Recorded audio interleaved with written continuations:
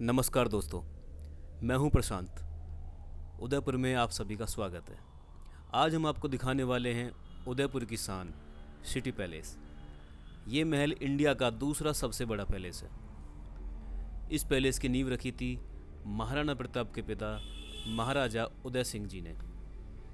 इस महल में आपको दिखेंगी काफ़ी सारी इंटरेस्टिंग चीज़ें, जैसे शीश महल, सोने का सूर्य, म्यूजिक इंस्ट्रूमेंट गैलरी, मयूर डांसिंग हॉल, कांच से बना डाइनिंग हॉल, महाराणा प्रताप की असली ढाल, तलवार, कवच और भी बहुत कुछ।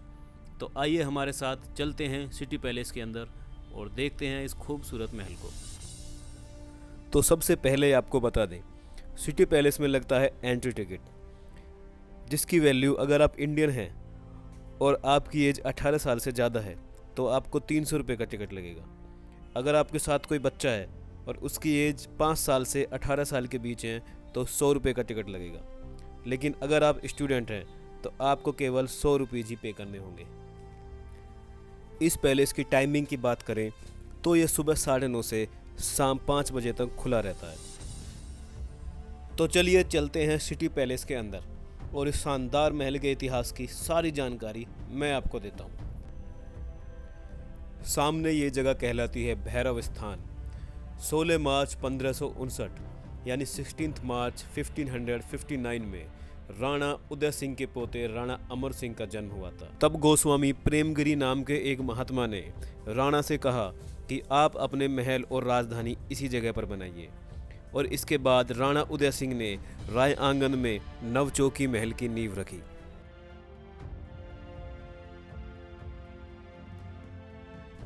यहाँ सिटी पैलेस में कई सारे गेट्स यानी कि पोल बने हुए हैं, जो हैं बड़ी पोल, त्रिपोलिया पोल, तोरण पोल, और अभी जिस गेट से हम अंदर जा रहे हैं उसे बोला जाता है दरी खाना की पोल।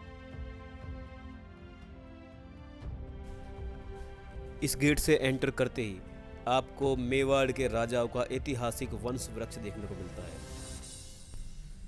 यहाँ पर अंदर आते ही सिटी पैलेस म्यूजियम की एंट्री शुरू हो जाती है। जैसे ही आप थोड़ा आगे चलते हैं, यहाँ पर आपको गणेश जी की एक मूर्ति दिखाई देगी, जो कि 400 साल पुरानी मूर्ति है। आइए मैं अब आपको उस कमरे में लेकर चलता हूँ जहाँ महाराणा प्रताप के ओरिजिनल कवच और हथियार रखे हुए हैं। तो अब हम महाराणा प्रताप कक्ष के अंदर आ गए हैं और ये है उनका सुरक्षा कवच, जो कि लोहे का बना हुआ है। ये वह ही सुरक्षा कवच है जिसे पहनकर महाराणा प्रताप युद्ध में जाते थे। इसको देखकर ही आपको पता लग रहा होगा कि यह कितना मजबूत होगा। इसी के बराबर वाले खाने में महाराणा प्रताप की असली तलवारें और ढाल रखी हुई हैं, और इसके आगे वाले खाने में आपको तीर, कमान वगैरह देखने को मिलेंगे। ऐसा कहा जाता है कि इन सारे हथियारों का टोटल वजन लगभग 35 kg है। महाराणा प्रताप जब भी युद्ध के लिए जाया करते थे तो दुश्मनों के हाथी को कंफ्यूज करने के लिए वो अपने घोड़े चेतक को हाथी के बच्चों जैसा दिखने वाला एक कवच पहना देते थे। जब युद्ध में हाथी चेतक को देखता था तो उसको वह अपने बच्चे जैसा लगता था और हाथी उस पर अटैक नहीं करता था।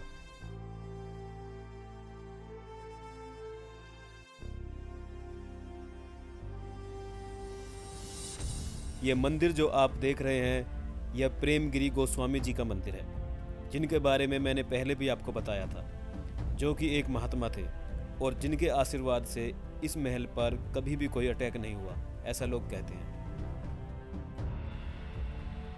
अभी आप इस पैलेस की चौथी मंजिल पर आ गए हैं। यहाँ आप देखेंगे कि काफ़ी सारे बड़े बड़े पेड़ लगे हुए हैं, लेकिन यहाँ थोड़ी सी भी मिट्टी नहीं डाली हुई है। तो सवाल उठता है कि चौथी मंजिल पर बिना किसी मिट्टी के ये पेड़ पौधे यहाँ कैसे खड़े हुए हैं। तो मैं आपको बता देता हूँ कि ये जो पूरा एरिया आप देख रहे हैं, यह एक हिल मतलब एक छोटी सी पहाड़ी पर है।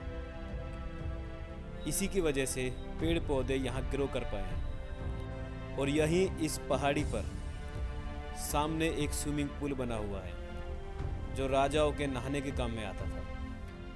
ये जो फाउंटेन आप देख रहे हैं, ये अभी लगाया गया है, यह पहले नहीं था। तो यहाँ इसी जगह पर राजा और रानी एक दूसरे पर रंग डालकर होली खेला करते थे। तो एक तरह से ये उनका एंटरटेनमेंट एरिया हुआ करता था।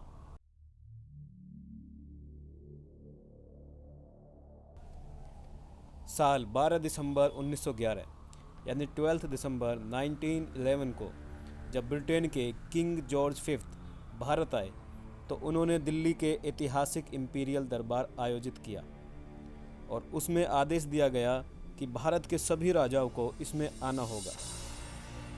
इस दरबार में आने वाले सभी राजाओं के लिए एक निर्धारित स्थान पर एक विशेष कुर्सी रखी गई थी, लेकिन महाराणा फतेह सिंह वहां नहीं गए, क्योंकि अगर वे दिल्ली दरबार में जाते तो वहां उनको अंग्रेज राजा के सामने झुककर उसको सलाम करना होता और मेवाड़ के लोग सर कटा सकते हैं लेकिन किसी के सामने सर नहीं झुका सकते, जो उनकी शान के खिलाफ था।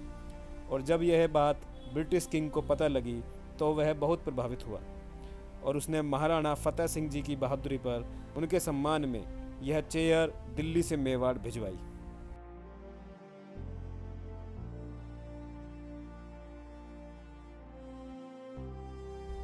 अभी जो आप रूम देखने वाले हैं, इससे खूबसूरत कमरा पूरे सिटी पैलेस में कहीं नहीं है। इसका नाम है शीश महल।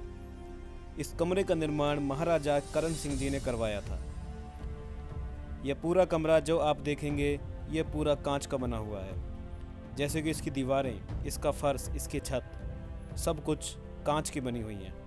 और इसके दरवाजे जो आप देखेंगे यह आइवरी मतलब हाथी के दांत के बने हुए हैं। यह शीश महल राजा रानी का बेडरूम हुआ करता था। यहाँ नीचे जो आपको चौक नज़र आ रहा है इसको बोला जाता था दीवाने आम, यानी वो जगह जहाँ राजा आम लोगों की समस्याएं सुनने के लिए आया करते थे। यह है मोती महल। इसका निर्माण महाराजा करण सिंह जी ने 1620 में करवाया था।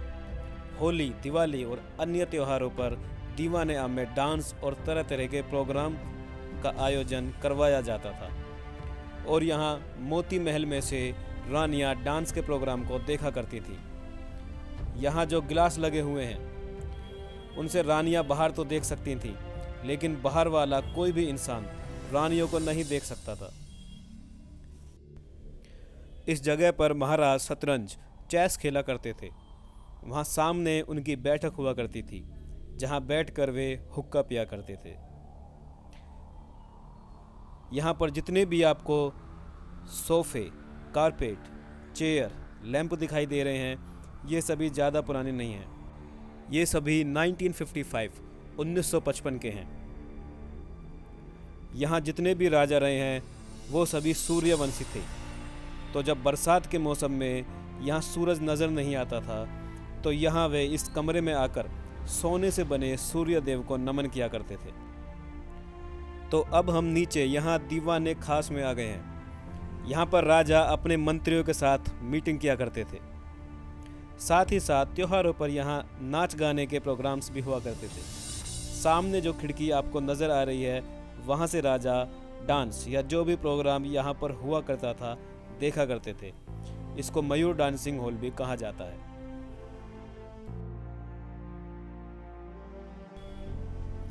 ये वाला कमरा जो आप देख रहे हैं इसको बोला जाता था मानक महल, जो कि राजा रानी का खाने पीने का कमरा भी हुआ करता था, यानी कि डाइनिंग हॉल हुआ करता था।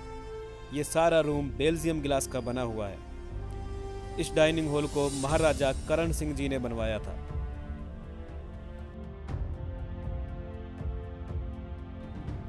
ब्रज विलास, ये वाला जो हॉल आप देख रहे हैं ये विडो यानी विधवा रानी का बेडरूम हुआ करता था। ये बिना किसी खास चमक दमक मतलब कि बहुत ही साधारण तरीके से बना हुआ है। ये वाला जो बेड आपको दिखाई दे रहा है ये चांदी का बना हुआ है और सामने जो पंखा आप देख रहे हैं ये मिट्टी के तेल यानी केरोसिन ऑयल से चलता था। राजघराने या महलों में संगीत या म्यूजिक का शौक पहले से रहा है, तो यहाँ आप देखेंगे उस समय के अलग अलग म्यूजिकल इंस्ट्रूमेंट जो यहाँ पर रखे हुए हैं और इन सभी म्यूजिकल इंस्ट्रूमेंट पर आपको इनका नाम लिखा हुआ भी दिखाई दे जाएगा। तो ये था उदयपुर का बहुत ही सुंदर और ऐतिहासिक सिटी पैलेस, जिसमें हम लगभग 1.5 किलोमीटर तक घूम चुके हैं। और इसी के साथ ही यहाँ पर पिछोला झील भी है, जहाँ पर आप बोटिंग भी एंजॉय कर सकते हैं। पिछोला झील में आप मॉर्निंग में 9 बजे से शाम के 6 बजे तक बोटिंग का आनंद ले सकते हैं। तो उम्मीद करता हूँ कि आपको मेरे साथ ये पैलेस घूमकर अच्छा लगा होगा। अगर आपको यह वीडियो पसंद आई है तो इसे लाइक और शेयर करना मत भूलिए। और हाँ, अगर आपने अभी तक चैनल सब्सक्राइब नहीं किया है तो सब्सक्राइब ज़रूर कीजिए।